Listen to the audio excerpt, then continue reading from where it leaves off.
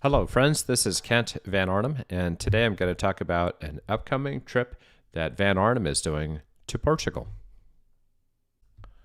Alrighty, so we are going to start our trip in the seaside town of Cascias, which is just outside of Lisbon, right on the beautiful ocean, and we're staying in a Hotel Albatross. I personally visited this hotel, and it is absolutely stunning. And it's a beautiful walking town. Old cobblestone streets, beautiful to walk, quite flat. And I've got dinner picked out at a wonderful restaurant right on a little bluff on the ocean. And but yeah, we'll kick things off here, and from there, the next day we'll depart. We'll head up to the town of Nazare, and Nazare is becoming a lot more well known by Americans. It's a coastal town, it's a beach town, and it's well known due to its 100-foot wave documentary series on many of the major platforms, meaning the surfing community has discovered Nazare a few years back, and every now and then, not very often, but every now and then they have these big, and I mean big, waves, and it's quite something to see.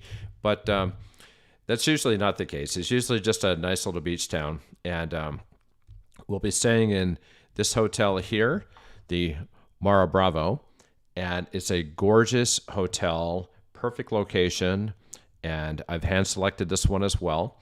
Once we get checked in, we'll be walking down the beach, about a half-mile walk, gorgeous, and we'll be having lunch here. Fun place. Put your feet in the sand, enjoying the beautiful weather in June, of course. And then after lunch, have a little bit of free time walking around, maybe and get your bag unpacked, things like that. And then for dinner, I already have reservations set up, and what I think to be the most beautiful restaurant in all of Nazare, and that's this place here. The next day, we head up to the second largest city in all of Portugal, and that's the town of Porto. Porto is a beautiful city, the Douro River flowing right through the middle, and as you might suspect, port comes from Porto. We'll be staying in one of the finest hotels in Porto called The Lodge, and it has a perfect location within walking distance to a wonderful restaurant featuring fado singers. This is a traditional Portuguese style of singing with it's just packed with emotion, and it'll make for just a beautiful night. The next day is perhaps the highlight of our trip as we drive up to the Douro Valley. I recently traveled to Portugal, and while I was in the Douro Valley, I had the chance to look around for a place to bring a group to, and I found this place here. It is absolutely stunning. It's a working winery, hotel, and we'll have this building here.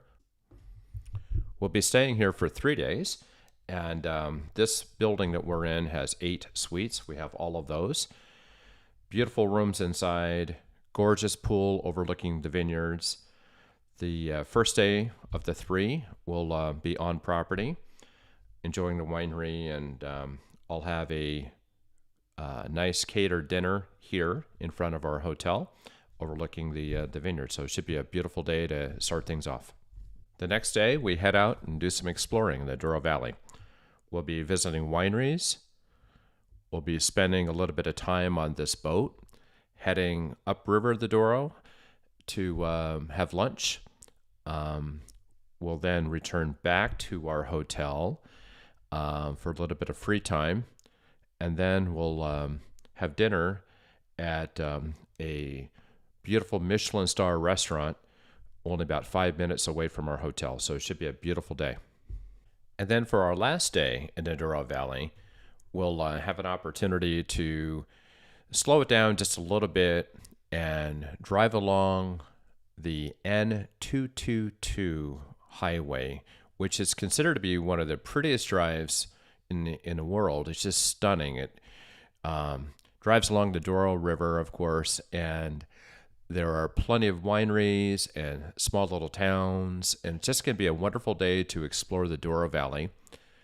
We'll then head back to the hotel and, yep, cap the night off at another beautiful Michelin star restaurant not too far from the hotel. As we leave the Douro Valley, we head back south to the beautiful town of Aveiro. Aveiro is considered to be the Venice of Portugal. We'll be staying here at the Hotel Aveiro Palace. Perfect location for walking and seeing the town. We'll have an opportunity to see even more of the town with one of these fun little canal boats. A little bit of free time where people can explore on their own. And then later in the evening, yet again, another Michelin star restaurant. And then on our final day, we head further south towards Lisbon to the town of Óbidos. Óbidos is a small town, about 10,000 people. We'll have time for shopping, exploring this little town, and the best part is, this is where we're staying. A 9th century medieval castle. We have beautiful rooms booked inside the castle. And after exploring the town, we'll have dinner in, this will be our last night, in yet another Michelin star restaurant. And then in the morning, we leave Óbidos back to Lisbon. It's a short 45-minute drive, and that's where our trip ends. And if all goes well, I think we're going to have a really good time.